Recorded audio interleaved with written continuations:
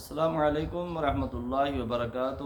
سامعین و ناظرین، آج میں آپ کو اس ویڈیو میں احمد نام کا معنی بتاؤں گا اور یہ بتاؤں گا کہ یہ نام رکھنا درست ہے کہ نہیں۔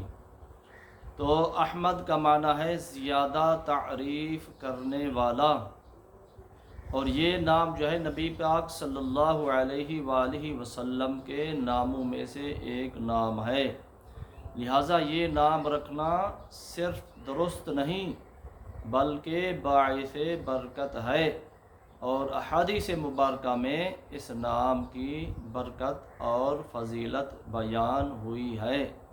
تو مسلمانوں کو چاہیے کہ یہ نام زیادہ سے زیادہ رکھیں، کیونکہ یہ نبی پاک صلی اللہ علیہ وآلہ وسلم کے ناموں میں سے ہے، باعث برکت ہے، اور اس کی احادیث مبارکہ کے اندر فضیلت، افضلیت اور برکت بیان ہوئی ہے۔